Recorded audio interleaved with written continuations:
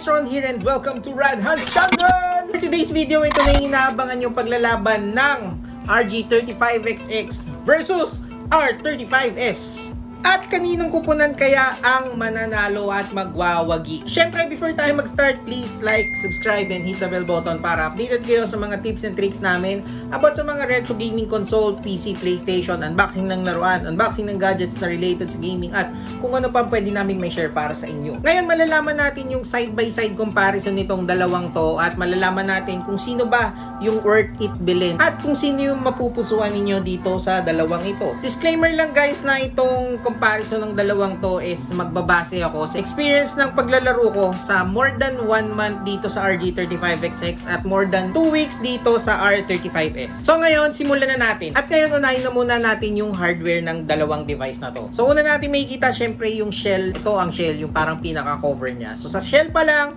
malalaman mo na pareho silang may quality. Pero based on sa paggamit ko, parang mas maganda yung shell ng R35S. Siguro ibibigay ko yung boto ko para sa R35S para sa shell. Paano ko nasabing mas maganda tong shell ng R35S? Simula nung binutas ko to guys, yung nabanggit ko about dun sa last vlog ko na binutas ko siya, masasabi ko na napaka-premium niya kasi ang hirap niya ring butasin parang medyo makapal siya. Kaya dito ko binigay yung boto ko para sa tibay ng shell. Kasi may ko-compare ko siya sa mga branded na gaming console. Pero tingin ko mag-a-agree din yung mga nakabili nitong R35S. Tingin nyo ba? Ako kasi mas nagagandahan ako sa shell nitong R35S kaysa dito. Next is yung buttons naman guys dito sa harapan. Siguro dito pantay lang sila. Kasi sa tagal ng paglalaro ko dito sa dalawang to, hindi naman siya parang no overpress na parang naglo-loose yung mga buttons. Kaya okay siya pareho sa akin. Yun nga lang ang kinagandahan nitong mga buttons dito sa harap nitong R35S is tahimik siya compared mo dito. Ayan dito tahimik lang siya. Para siyang si Mark, tahimik lang. At idadagdag ko na rin pala itong analog ng R35S, goods na goods din siya. Malaki din yung naging puntos nito dito sa R35S. Yun nga lang, dito ulit, ang negative dito is yung napakaliit ng mga buttons compared dito. Kaya ako ginawang even na lang sila. Kaya tingin ko, pareho sila sa category ng buttons, tong dalawang to. Pagdating naman dito sa side buttons, itong mga to, yung mga power, yan, yung volume, ibibigay ko yung puntos para dito sa RG35XX. Kasi nakaangat kasi siya ng konti, talagang mararamdaman mo siya kahit natutulog ka or kahit nakapikit ka, mararamdaman mo siya. Di katulad nitong sa RG35XX na, yung about dun sa sinabi ko last vlog na parang ang hirap niyang i-press minsan, ayan. Kasi sobrang pantay siya dun sa shell, ayan. Kaya yung puntos, ibibigay ko dito sa RG35XX. At ngayon, pagdating naman dito sa likod, ibibigay ko yung puntos para sa R35S. Kasi ang sarap niyang i-click ng i-click guys. Sobra, ayan Tapos, kala ko kasi nung una, para siyang disadvantage kasi parang sobrang laki naman. Sana yung pagka-chunky niya, nilagay niya dito sa harapan ng mga buttons ito. Ang ganda pala nitong mga buttons ito. Compare dito sa RG35XX na yung mga buttons minsan loose pa, ayan. Sana naririnig niyo. Ayan, parang loose siya sa loob na parang anytime biglang magpa-pop to tapos matatanggal, ayan. Tapos yung sinabi ko pa nung last time, kapag pinipindot ko tong R2 and L2, minsan napipindot ko din yung R1 and L1. Kaya yung puntos na ibibigay ko kay R35S. Ngayon, sa SD card naman, ibibigay ko yung puntos para sa R35S. Ayan. Alam nyo kung bakit? Kasi diba dalawang slot nito? Dito sa RG35XX, isa sa taas at isa sa baba. Ngayon, pagdating naman dito sa R35S, isa sa left, isa sa right, which is yung operating system is nandito sa right side. Sa left side naman, dito naman nilalagay yung mga ROMs. Ngayon, magtataka kayo, anong pinagkaiba nun? Kasi dito sa RG35XX, may nakapagsabi sa akin at nakapag-comment ba or nag-message sa akin, nakalimutan ko na. Yung dito sa second slot sa baba, kung mapapansin ninyo, ano yung nasa likod niyan? Di ba yung battery? Merong nakapagsabi sa akin na dito niya nilagay yung mga games at nung minsan na maglalagay siya ng games kapag katapos niya maglaro, kinuha niya yung SD card, sobrang init daw. Kaya pala, sobrang init kasi nasa likod niya lang yung battery. Ayan. Kaya umiinit ng sobra daw yung SD card. Sana lang sa mga nakabili na ng mga ganito, hindi nyo ma-experience na masira yung SD card kahit authentic, Malaking downside kasi yun kapag nasira yung SD card mo dahil sa sobrang init. Hindi lang ako sure, pero malay nyo mag-melt. May tendency kaya na masira yun? Sa tingin nyo? Hindi rin ako sure Baka kasi pagka tumagal, hindi na siya matanggal dyan. Kasi nag-melt na yung plastic. Di ba may plastic yung mga micro SD card. Baka kasi biglang mag-melt siya sa sobrang init. Hindi na natin matanggal dun. So, ayun lang. Kaya ang puntos ko dito, ibibigay ko sa R35S para sa slot ng SD card. At dahil nabanggit na nga yung battery naman is ibibigay ko ang puntos para kay R35S. Kasi 3,500 milliamperes na siya, guys. Biruin nyo, kayang makapaglaro dito ng 6 to 7 hours. Proven na yan, guys, sobra. Kasi nga, nalaro ko na to ng todo-todo as in. Kahit ngayon, talagang matagal siyang malobat. Dito naman, 2,400 milliamperes lang siya. Kaya yung puntos, kay R35 ulit. At dito sa sunod, malamang manalo na si RG35XX dahil ang sunod na kategory natin is yung HDMI na pwede kang makapaglaro sa TV at wala niyan ang R35S. Talo siya ngayon. Napakalaking puntos nito para sa akin, guys, at isa sa pinakamagandang feature ng RG35XX. Pwede mo na nga siyang i-connect sa TV. Basta meron kang mini HDMI to HDMI cable, makakapaglaro ka na sa TV ninyo or kahit sa monitor. At dito syempre kay R35S, wala na, tapong ko na to. Siyempre, joke lang yun, guys. Kaya naman ang puntos ibibigay ko kay RG35XX. At okay, next, ang sunod na mananalo dito, tingin ko is si RG35XX. Bakit? Kasi ang sunod na category is yung external controller, guys. Dito sa RG35XX, alam nyo naman na pwedeng mag-connecta ng controller dito. Hindi lang controller, guys, may S. Controllers. Ang alam ko nga, pwede yung 4 na controllers dito, guys. Ang lupit nun. Kumpara dito sa R35S na hindi ka pwedeng mag-connect. Or, baka hindi ko lang alam kung paano. Pero, kinonekta ko yung DS4 ko dito or yung PlayStation 4 controller. Hindi siya gumana eh. Compare dito sa RG35XX na nung pagkasalang ko pa lang ng DS4, pwede mo nang magamit Aura mismo. Nagagalaw na agad yung button sa DS4. Kaya, ayun.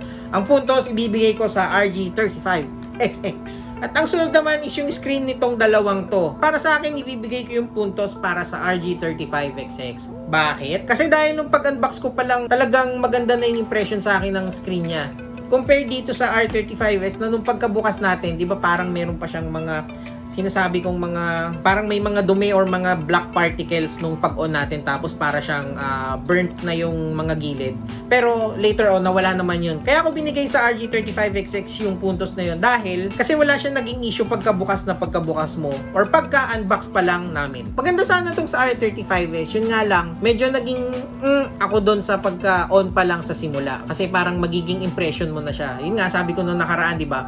Munti ko na siyang isoli. Buti na lang, naging okay siya. So yun na yung first round natin, guys, sa category ng hardware. At ang resulta ay pareho lang sila. It's a tie. At next naman is yung software category. Una sa listahan namin is yung Wi-Fi capability. So ngayon, alam niyo na kung sinong nanalo dito. Siyempre si R35S. Dahil meron siyang Wi-Fi. Ang downside lang, hindi siya built-in, pero pwede ka makapag-Wi-Fi using Wi-Fi dongle. So ayun, makakapag-scrape ka ng mga Artbox, makakapag-update ka, at makaka-download ka ng mga themes na sobrang cool. Next is yung user interface. So ngayon, tatanungin ko sa inyo, sino ang mananalo dito?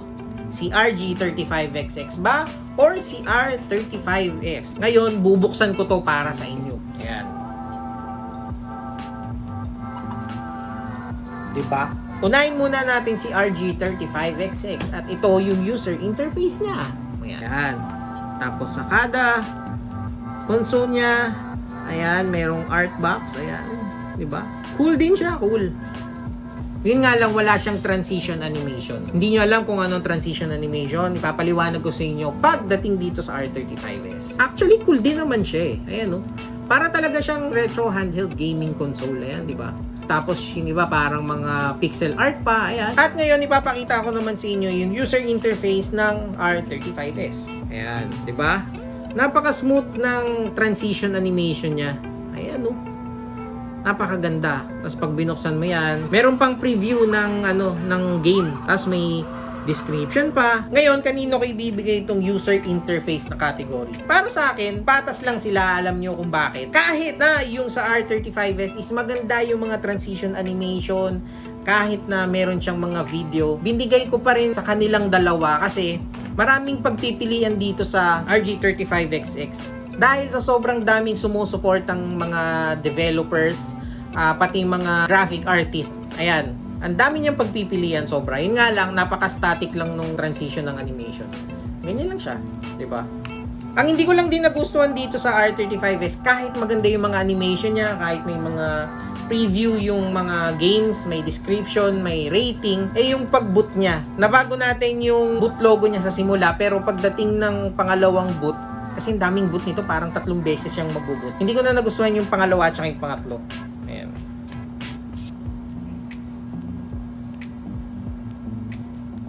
Ayun, sobrang tagal din, di ba? Which is doon medyo natalo yung R35S na kahit magaganda yung animation niya, ang konti nga lang. Kaya ibinigay ko na lang yung puntos na yon sa kanilang dalawa. Nabanggit ko din kanina yung mga devs na sumusuport dito sa dalawang device na to. Marami yung sumusuportan na mga developers, mga graphic artists dito sa RG35XX.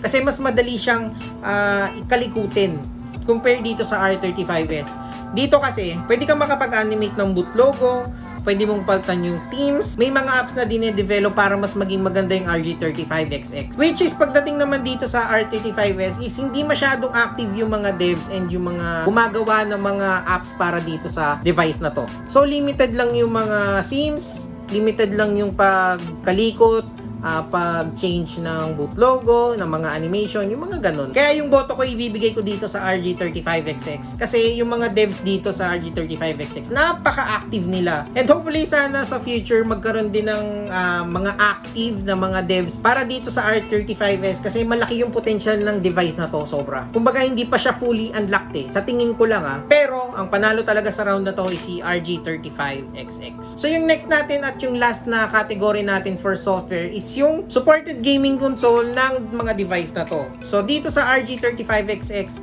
ang kaya niya is yung mga PS1 below. Pero kapag gumamit ka ng Coriky and Batocera operating system sa device na to, pwede kang makapaglaro ng PSP. Yun nga lang, sobrang lagi na at nag-i-stutter na yung games, pati yung sound. Which is pagdating naman dito sa R35S, pwede ka nang makapaglaro ng PSP kahit hindi ka mag-change ng operating system. Kumbaga given na malalaro mo na talaga yung mga PSP games, yung Dreamcast, Nintendo DS, pati yung Nintendo 64. Pero same lang RG35XX na kapag naglaro ka ng mga PSP, lalo na yung mga heavy graphics, talagang nag-i-stutter na siya at lagi na yung games, pati yung sound. Pero guys, dito kasi sa R35S, smooth na yung mga game like Patapon, yung mga hindi naman masyadong mabigat na mga graphics. Pwede mo na rin malaro yung Metal Slug at yung mga Kingdom Hearts, yung mga medyo hindi naman sobrang baba or hindi rin masyadong kabigatan ng mga graphics. Malalaro mo ng smooth dito. At siguro may hint na rin kayo kung kanino mapupunta yung puntos. At syempre, dito siya mapupunta.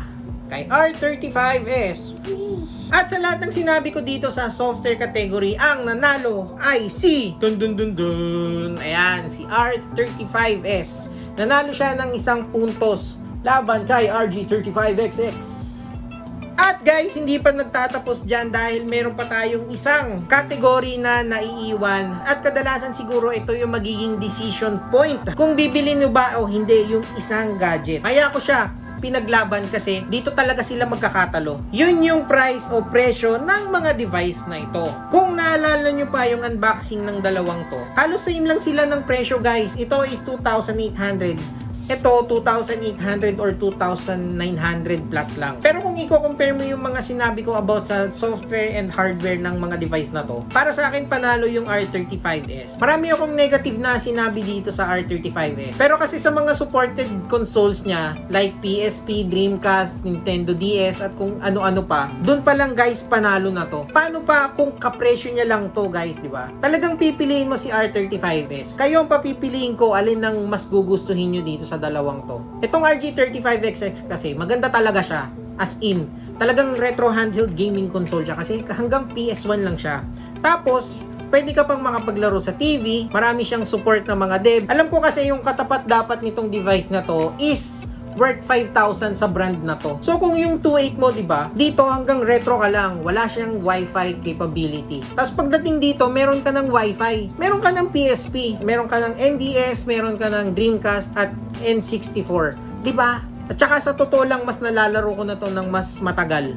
kesa dito. Yun talaga yung magiging final decision mo, yung presyo, guys. Pero overall talaga, ibibigay ko yung boto ko sa R35s. Pero alam nyo ba, kahit anong mangyari, mahal ko pa rin si RG35XX dahil gustong gusto ko yung feature niya na pwede siyang makapaglaro sa TV at makapag-connect ng controller. Siguro kung pwede mo ulit maipag-combine tong dalawang to, di ba? Magkaroon siya ng HDMI, pwede kang gumamit ng external controller, di ba? Sana pwede silang makapag-fusion technique, di ba? Ayan oh, magiging RG35XXS na siya. Sana nag-enjoy kayo sa video na to at sana nasagot lahat ng mga katanungan ninyo kung sino nga ba ang nanalo dito sa dalawang ito. Sa mga nagme-message sa amin sa Facebook namin, mga nangungulit, ito talaga yung panalo para sa akin. Pero huwag kayong magbase doon ha. Baka kasi merong ibang gusto sa inyo na gustong makakonekta sa TV, gusto nyo makapag-2 players. Mas may re-recommend ko sa inyo to, guys. Syempre, kasi yun yung kailangan nyo eh. Pero kung hindi nyo naman kailangan yun, gusto nyo ng merong wifi, merong PSP, makakapag-download ka ng mga themes nang walang kahirap-hirap, makakapag-update, at makakapag-scrape ka ng mga artbox, dito ko. Depende na sa inyo yan, guys. Huwag nyo akong awayin. Nagre-review lang naman ako ng mga gadget na to. At syempre, love ko silang pareho.